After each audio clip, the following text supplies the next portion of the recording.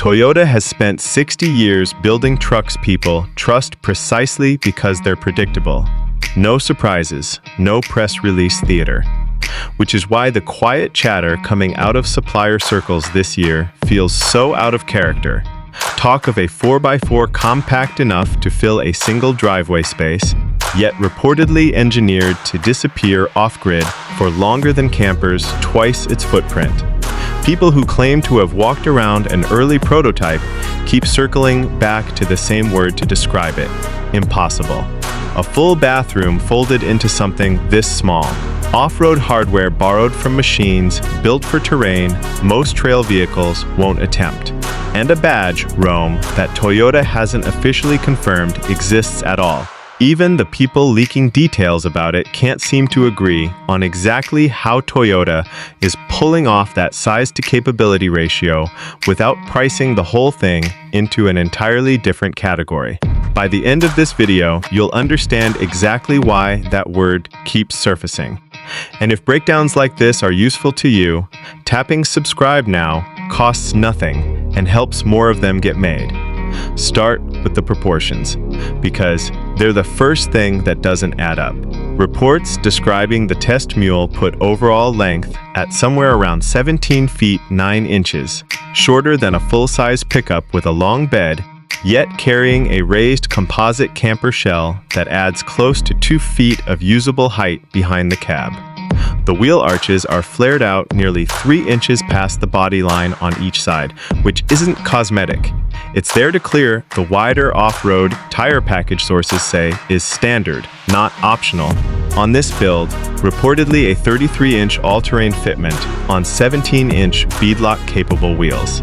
Ground clearance is rumored to sit at 11.8 inches unladen, enough to walk over a curb without the underbody skid plates ever making contact. Up front, the grille brakes from Toyota's usual language entirely, narrower, higher set, with integrated auxiliary lighting pods that early images suggest are functional rather than decorative. Along the flanks, a single unbroken character line runs from headlight to taillight, interrupted only by a slide-out kitchen hatch on the driver's side that sits flush enough you could miss it if you weren't looking for it. The rear tailgate reportedly doubles as a fold-flat prep counter, rated for roughly 150 pounds of standing load. A manual awning is said to be integrated into the driver's side rail, deploying in under 30 seconds without separate poles, and a fold-down ladder gives roof access without needing to step on a tire. Door handles are flush-mounted and reportedly keyless, sealed against dust intrusion during unpaved travel.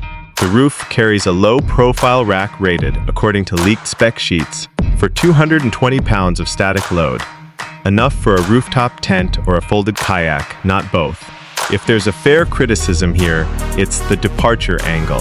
At a claimed 27 degrees, it's respectable for a camper, but noticeably behind what the rest of the underbody hardware seems built to promise.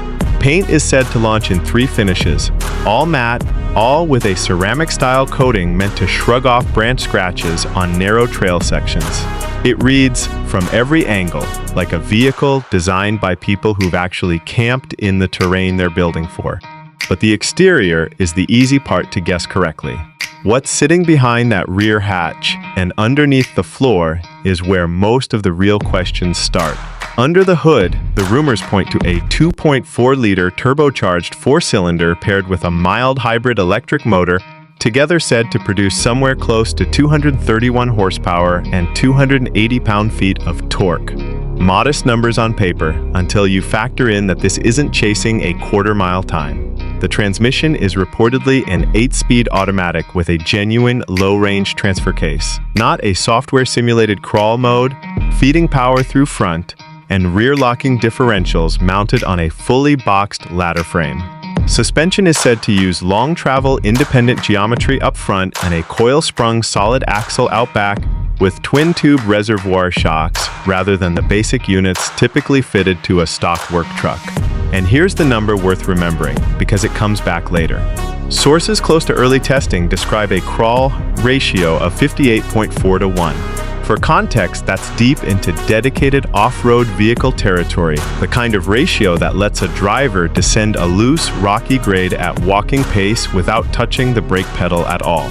Wading depth is listed at 27 inches, and the air intake is reportedly routed high into the front fender specifically to protect it during water crossings, with sealed electronics throughout the lower chassis. Handling on pavement is where the honest critique lives. A vehicle built this tall and this off-road focused isn't going to corner flat, and early drivers reportedly describe noticeable body lean through fast highway on-ramps. Fuel economy figures haven't been finalized, but early mule testing reportedly points toward a combined range approaching 430 miles on the standard tank before the hybrid assist is even factored in. Nobody's claiming this competes with a sports sedan, and it was never meant to. What it's meant to do is get somewhere remote, camp there undisturbed for a week, and get back out again without needing a tow. Step through the rear hatch, and the outside logic doesn't prepare you for what's inside. The layout is built around a single fixed queen bed toward the rear, not a fold-down dinette-to-bed conversion, an actual permanent mattress platform, with roughly 14 inches of garage storage underneath for recovery gear, folding chairs, or a second cooler. Ahead of that, a compact galley, a 2-burner induction cooktop, a 65-liter compressor fridge, and a stainless sink fed by an on-demand water heater rather than a tank you have to pre-warm. Cabinetry throughout uses a lightweight birch ply composite, finished in a matte tone that's reportedly chosen specifically because it doesn't show trail dust the way gloss surfaces do. Tucked behind a pocket door just forward of the bed sits a genuine wet bath, a cassette toilet, a fold-away sink, and a Rainfall shower head, sharing one sealed compartment with a 12-volt vent fan said to clear the humidity out in under 4 minutes. It's compact, roughly the footprint of a single phone booth, but it's a real enclosed bathroom rather than a curtain strung across a corner, which is unusual in anything built this short. Here's where it's worth stopping the list for a second, because looking at this, the height of the ceiling, the way daylight comes in through the skylight over the bed, the fact that none of it feels like it was squeezed into a leftover space. It feels less like a truck with a shell bolted on, and more like someone designed a small apartment first, and then figured out how to make a 4x4 chassis carry it. That's a strange thing to say about a vehicle built to go off-road, but it's the detail every early hands-on account keeps returning to. Back to the layout, opposite the galley sits a dinette bench that seats 2, convertible into a child-sized second sleeping berth. A detail aimed squarely at the young families, this vehicle is rumored to be courting alongside solo travelers. Storage is aggressive throughout, with 11 dedicated compartments by one count, each latched rather than simply shelved, which matters more than it sounds like once you're driving on anything rougher than a paved road. Lighting is all low-draw LED, dimmable, on a separate circuit from the main battery bank so you can run it without touching your power reserves for anything else. It's tight, it's obviously compact, but nothing about the finish level suggests corners were cut to hit that size. Power is where this build reportedly gets serious. The base configuration is said to include a 20 kilowatt-hour lithium battery bank charged by a 400-watt solar array bonded directly to the roof rather than mounted on brackets. A detail that matters because bracket-mounted panels are the single most common failure point on rough trails, according to more than one off-grid conversion specialist who's seen early photos. Toyota's supplier network is reportedly also testing a DC-to-DC charging profile that tops the battery bank up from the drivetrain itself during highway driving, on top of solar input, which is not something typically offered on a factory-built platform at this price point.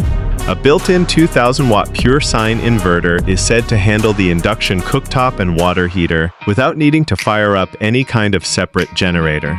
Water capacity sits at a claimed 42 gallons fresh and 30 gallons gray, run through a filtration system rated for direct refill from untreated sources, streams, tanks, anything without obvious contamination, which is a detail aimed squarely at genuinely remote use rather than campground hookups. Climate Control is a diesel-fired heater good for sub-freezing nights without draining the battery bank, paired with a roof vent fan for warm weather airflow. A roof-integrated mount reportedly ships pre-wired for a satellite internet terminal, and the cabin includes two USB-C fast charge ports rated at 65 watts each, enough to top off a laptop overnight without meaningfully touching the main battery reserve. The insider detail worth knowing: the entire system is reportedly monitored through a companion app that doesn't just show battery percentage, it estimates remaining off-grid days based on actual usage patterns, not a generic assumption. Early testers apparently logged runs stretching past a week without a single external hookup. But how long exactly and under what conditions, that's a number worth holding on to, because it comes back with more context by the end of this video. None of this comes with an official price tag. Toyota hasn't confirmed the Roam badge exists, let alone published a window sticker for it, but industry watchers tracking the supplier leaks are estimating a build like this would land somewhere between $68,000 and $84,000 depending on trim, battery size, and interior finish, once it actually reaches a dealership floor. For a rough sense of scale, it's worth remembering that Toyota's own compact truck lineup has historically started in the mid-30,000s before any camper conversion work even begins. So this estimate assumes a fully finished, ready-to-camp unit rather than a bare chassis someone still has to build out themselves. At that price, it's clearly not aimed at a first-time camper buyer comparison shopping against a basic travel trailer. It's built for someone who already knows what off-grid living actually costs and wants that capability folded into something they can park in a normal driveway and drive to work on a Monday. Young couples who camp most weekends but don't want to own a second vehicle just to do it. Solo travelers who value a footprint small enough to handle narrow Forest Service roads without white-knuckling every turn. Retirees downsizing from a full-size RV who still want real off-grid range without the towing. Remote workers who need 4 reliable walls and an actual bathroom for weeks at a time, not just a weekend getaway. And anyone specifically trying to avoid a huge RV just to reach places a full-size rig physically can't fit into. If any part of that sounds like you, this is very much a vehicle built with your specific situation in mind. And if you want to see whether it can actually deliver on all of it, stick with me for one more section. So here's the reveal, the part every section so far has been building toward. This isn't a camper conversion bolted onto an existing Toyota truck after the fact. According to everyone who claims to have actually walked around a prototype, the Roam is being engineered from the ground up as its own platform. Chassis, suspension geometry, and body structure designed around the camper shell from day one, not adapted to accommodate it afterward. That's a meaningfully different and meaningfully harder engineering problem than what most manufacturers ever attempt. And that crawl ratio from earlier, 58.4 to 1, isn't just a number sitting on a spec sheet. It's reportedly what let one early test driver descend a technical loose shale grade in a national forest with both hands off the throttle for nearly 90 seconds straight, using engine braking alone, without a single tap of the actual brake pedal. That's not a capability most weekend campers will ever specifically need.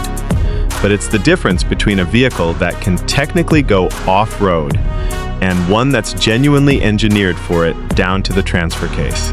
Looking at the full picture now, the fixed queen bed, the wet bath, that 58.4 to 1 crawl ratio, a battery bank that thinks in days instead of hours. It stops reading like a spec sheet and starts reading like a genuine departure from how Toyota has approached campers up to this point. So is it worth the wait, assuming it ever officially arrives? Looking at what's leaked so far, this feels like Toyota quietly building the vehicle overlanders have been assembling by hand for a decade, and finally doing it at a factory level with a warranty attached. Whether the final production numbers hold up to the leaks is genuinely still an open question. But the sheer ambition of the project, a full-size camper's worth of capability folded into a driveway-sized footprint, is honestly remarkable. If Toyota manages to ship even most of what's rumored here, it hands buyers a level of freedom that, until now, has only really existed in six-figure custom builds from small specialty shops. So here's the challenge. If you had to pick just one system on this build, the crawl ratio, the off-grid battery setup, or that fixed queen bed? Which one would actually make or break the purchase for you? Drop it in the comments, because I genuinely read every one of them. And if you want to see how this stacks up against the other compact off-grid builds currently in development, the next video breaks down 3 more that are further along than most people realize. Make sure you're subscribed so you don't miss it when it drops.